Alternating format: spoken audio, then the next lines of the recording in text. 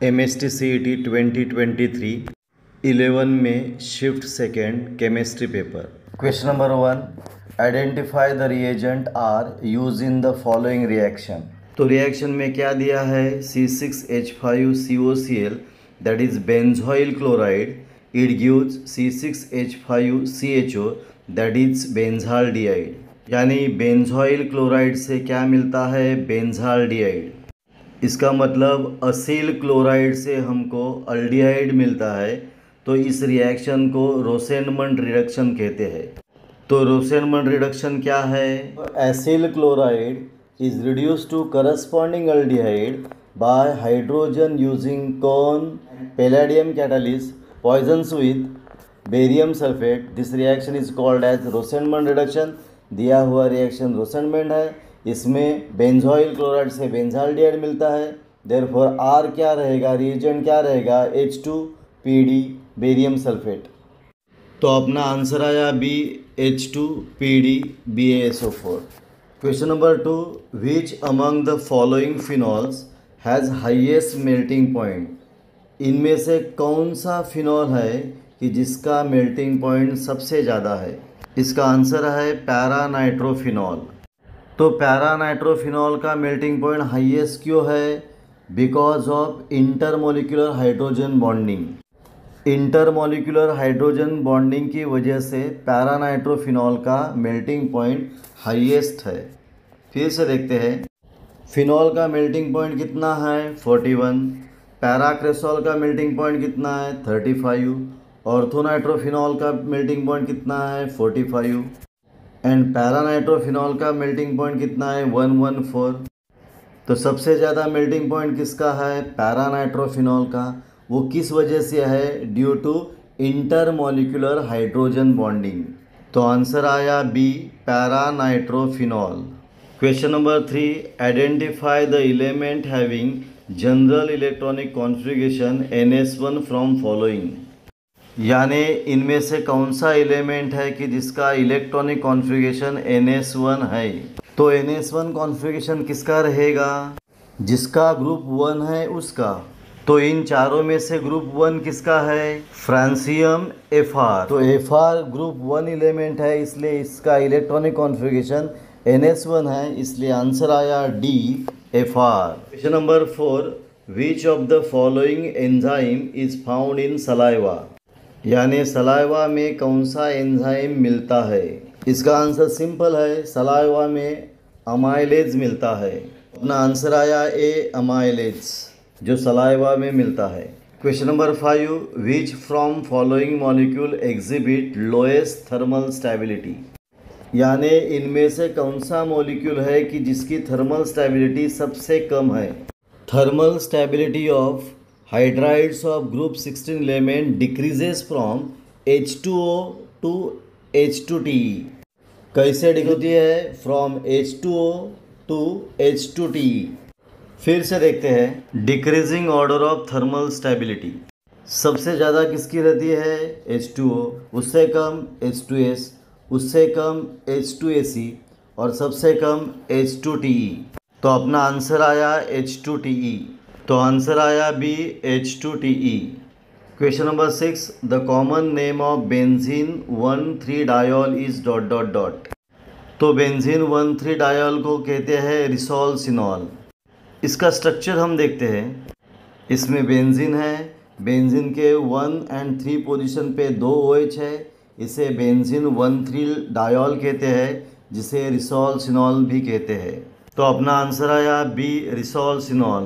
Question number 7, for a reaction A plus B gives product if concentration of A is double keeping concentration of B constant, the rate of reaction double. Calculate order of reaction with respect to A। एक reaction दिया है, A plus B gives product, E का concentration double किया है, B का concentration constant लिया है, तब रेट ऑफ रिएक्शन डबल होता है। तो रिएक्शन की ऑर्डर क्या है, रिएक्शन दी है A plus B gives product, तो रेट ऑफ रिएक्शन कैसे रहेगा, rate is equal to K to concentration of A raise to X into concentration of B raise to Y। पर A का concentration double किया है and B का concentration constant रखा है, Therefore rate 1 is equal to k into 2a raised to x and b raised to y. इस equation में k 2 raised to x concentration of a raised to x into concentration of b raised to y होगा। अगर दोनों rate upon किया तो rate 1 upon rate is equal to k 2 raised to x concentration of a raised to x concentration b raised to y upon k concentration of a raised to x into concentration of b raised to y। क्या cancel होगा? k cancel होगा, concentration of a raised to x भी cancel होगा, concentration of b raised to y भी cancel होगा। तो right side में सिर्फ 2 raised to x रहेगा। अभी सेकेंड रेट डबल होता है, इसलिए रेट 1 की प्राइस 2 इंटू रेट, तो इक्वेशन होगा 2 into rate upon rate is equal to 2 raised to x, rate cancel तो 2 is equal to 2 raised to x, तो 2 means 2 raised to 1, therefore 2 raised to x is equal to 2 raised to 1, therefore x is equal to 1, तो x की value आई 1। तो order of reaction with respect to a कितना आया? 1, therefore अपना answer है C1। Question number 8, identify the salt that undergoes hydrolysis and form acidic solution from the following. इसमें से कौन सा सॉल्ट है जो एसिडिक सॉल्यूशन बनाएगा?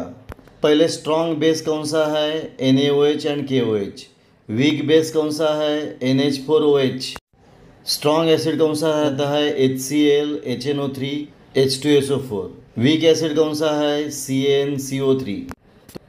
Na2CO3 ये क्या है? Salt of weak acid and strong base, base strong है इसलिए सॉल्यूशन बेसिक। NH4NO3 सॉल्ट में स्ट्रॉन्ग एसिड है एंड वीक बेस है इसलिए सॉल्यूशन एसिडिक रहेगा, ये अपना आंसर है। NH4CN में weak acid weak base solution basic रहेगा एंड KCN ये सॉल्ट है of weak acid and strong base, therefore इसमें भी सॉल्यूशन बेसिक ही रहेगा, तो अपना आंसर है NH4NO3।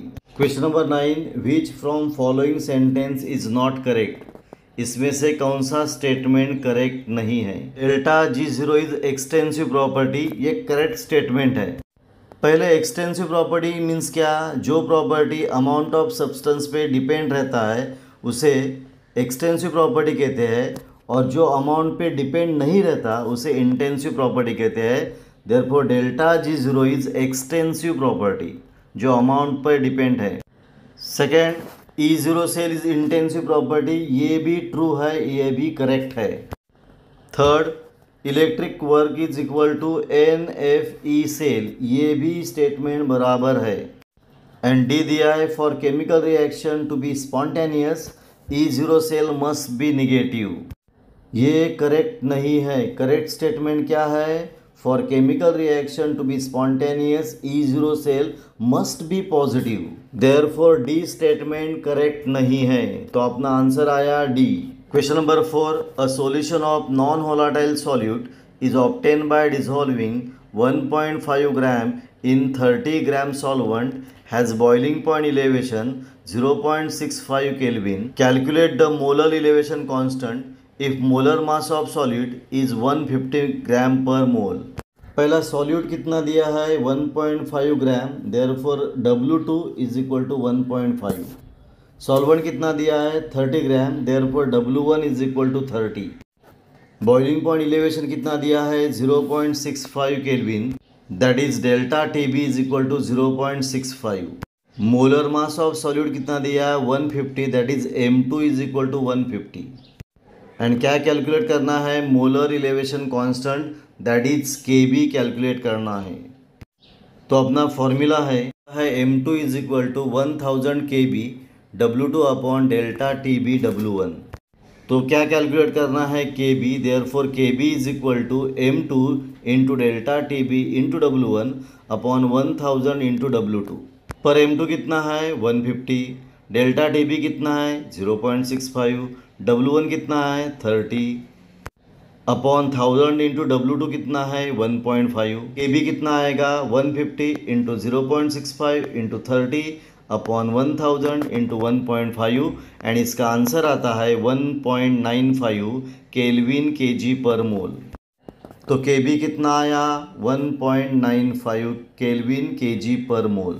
यहाँ अपना पॉइंट पूरा हुआ। आपको ये वीडियो कैसा लगा? अच्छा लगा तो प्लीज़ शेयर करो, सब्सक्राइब करो, कमेंट करो। यहाँ हम रुकेंगे, फिर मिलेंगे एक नया वीडियो लेके।